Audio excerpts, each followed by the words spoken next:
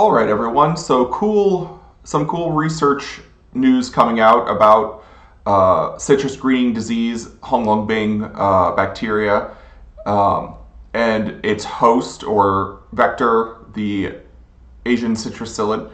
For those of you who don't know what this subject is, there is a major disease of citrus trees, so your oranges, your grapefruits, your lemons, and limes, present in the United States and actually on most continents except for like Australia, that causes substantial damage to citrus. This is a bacterial disease called citrus greening or Honglongbing. It makes the fruit inedible. It causes it to not mature. The fruit stays really, really bitter. It kind of tastes like kerosene, and then eventually the trees themselves wither and die. And this disease is spread by this incredibly small insect called the Asian citrus psyllid. This psyllid has been extremely difficult to control. It's already present in basically the entire eastern half of the United States, and they're trying to keep it out of California in order to preserve the orange industry. This disease is quarantined in the other major citrus states, so Texas, Georgia, Florida. It's already run roughshod over Puerto Rico and the Virgin Islands. And it requires a lot of monitoring, it requires a lot of pesticide application, and tree removal in order to control this insect and the disease it spreads. So this has been around for a long time. There haven't been really good control measures for it, and it's been spread mostly uncontrolled.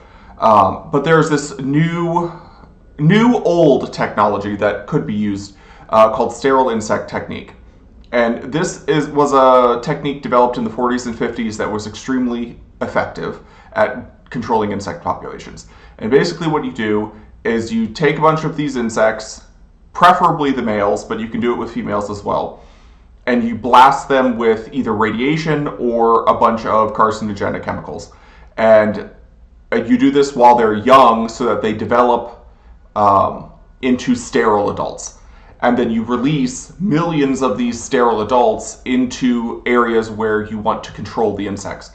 Ideally, what happens is that sterile males will mate with regular, non-sterilized females in the population, causing the non-sterile females to lay sterile eggs. And so you can get local population crashes, and you can even get local population extinction. This technique is currently being used for fruit fly infestations along the US-Mexican border. So this is the Mexican fruit fly. And it is also used for like the Mediterranean fruit fly, Bactroceras fruit flies when they are introduced to the country. And then it's used extensively and has been used extensively and very successfully with screw worms in North America.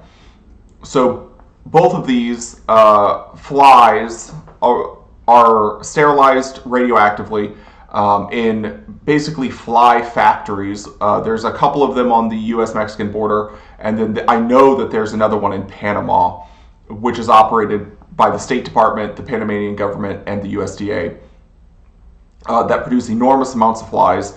On the US-Mexican border, they're released into primarily Texas and California because of the fruit industry, where it eradicates populations of the Mexican fruit fly or Mediterranean fruit fly. And in Panama, this is primarily used for screw worms, and the flies are dumped into the Darien Gap, which is this piece of land that connects Panama and Colombia, because the screw worms are still present in South America.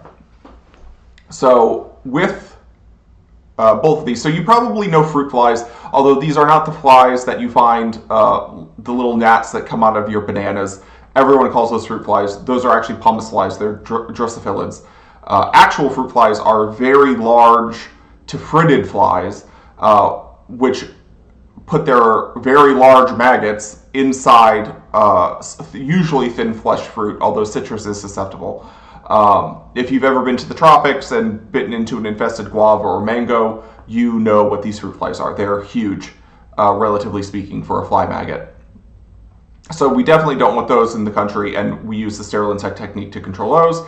And then you are probably less familiar with screw worms. And the reason that you're not familiar with them is because they've been driven to extinction in North America for the most part. These were several species of fly which primarily attacked warm-blooded animals. The big ones that we're concerned with are or were cattle and sheep and goats, things like that. Although they can infest humans to devastating effect, and they can also attack house pets or birds, like wild large birds. And deer is the other big one from the infestations I've seen. These were a huge problem. They basically lay their eggs onto wounds on warm-blooded animals, and then the maggots burrow under the skin and into the muscle. This isn't like a bot fly where you have like one maggot in your skin. This will be dozens and dozens of maggots burrowing their way down to your bones, and they can't really be pulled out. If you want some really horrifying imagery, you can YouTube search screwworm infestations in South America, and you can see people having their scalps eaten off, people with maggots filling their sinuses and things like that. It's really disgusting. So these were incredibly disgusting, incredibly economically damaging, incredibly bad for human health. So they were eradicated from North America, going all the way down to Panama, where we've been able to keep them. There are a few islands in the Caribbean that have not eradicated this, and sterile insect technique is actively being used on those islands in order to try and eradicate these flies. So now that same technique may be useful for the citrus psyllid. This research came out from University of California Riverside coupled with USDA, where there's been preliminary research done on this to show that it is effective to some extent, where you can sterilize the males and females with a high enough radiation dose where they can still live and be released into the wild, where and then produce fewer eggs or no eggs, no viable eggs. So hopefully this works. If it does, then it could save the citrus industry in California, which is kind of the last citrus industry standing in the United States. And theoretically, you could use this to eradicate this psyllid from the East Coast as well. So you could save the Florida citrus industry and the Texas citrus industry, hopefully. Because as it is now, this disease and this insect will eventually take over everything. So hopefully everything works out. This was just really exciting news, and I figured I'd share it with you guys. Thanks.